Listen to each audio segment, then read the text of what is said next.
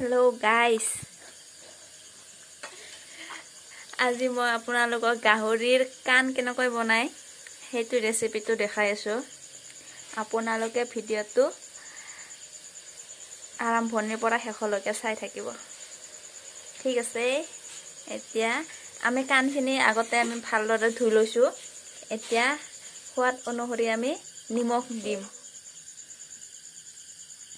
তাৰ পাছত অকমান পিয়াজ দিও।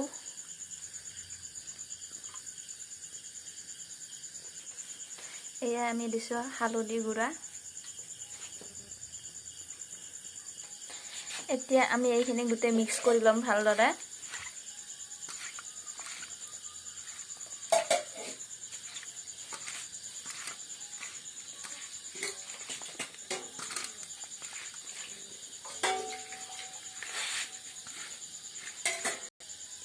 মিক্স কৰা হৈ গল আমাৰ। এইফালে আমাৰ কেৰাহী গৰম কৰিব দিছিলো। কেৰাহী গৰম হৈ গৈছে। এতিয়া আমি তেল ঢালি দিছো।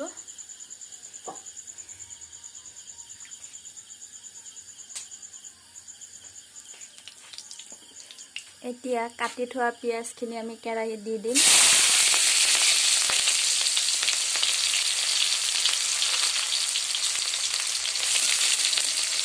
এতিয়া পিয়াজখিনি আমি ভালদৰে ভাজি কৰি লম।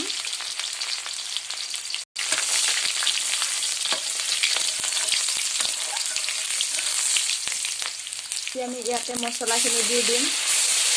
এয়া জলকীয়া বটি থোৱা আছিলে।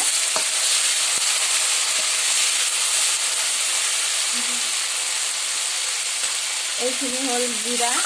এতিয়া আমি জিৰাখিনি দি দিছো। এতিয়া এইখিনি আমি ভালদৰে ভাজি কৰি ল'ম।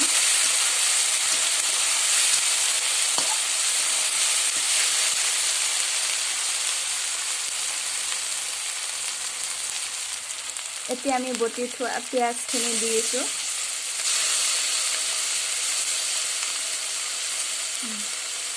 এতিয়া আমি 2-3 মিনিট মান এনেকৈ লাৰি থাকি ভাজিব দিম।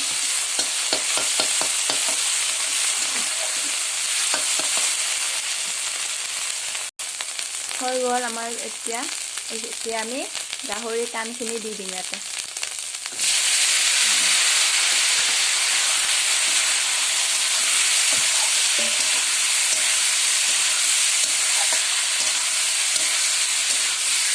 পাঁচ মিনিটমান গাহৰিৰ কাণখিনি এনেকৈ থৈ দিম।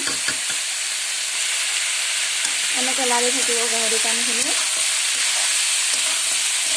2-3 মিনিটমান।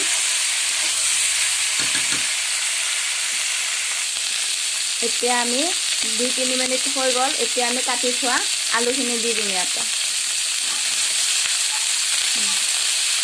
এতিয়া আলুখিনি মাংসৰ লগত অলপমান লৰাই ল'ম।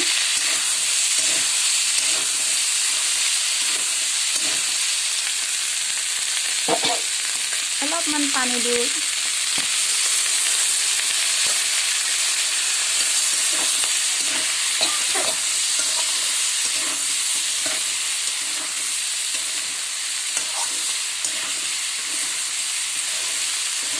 এতিয়া আৰু এনেকৈ 2-3 মিনিট থৈ দিওঁ। 3 মিনিট হৈ গ'ল আৰু মই মাজে মাজে অকণমান লৰাই আছিলোঁ। আপোনালোকে লৰাই থাকিব। এতিয়া আমি পানী দিম অকণমান।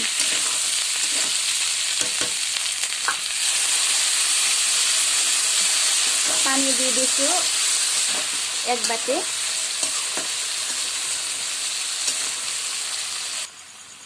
পানী দি দিছোঁ মই ইয়াতে 1 বাটি আৰু অকণমান। এতিয়া আমি এইখিনি 10 মিনিট পৰা 15 মিনিটলৈকে সিজিবলৈ দিওঁ। তাৰপিছত আমাৰ মাংস ৰেডি হৈ যাব। গাইজ 10 মিনিট হৈ গ'ল। এতিয়া মই মিট মছলা দি দিম মাংসখিনিত।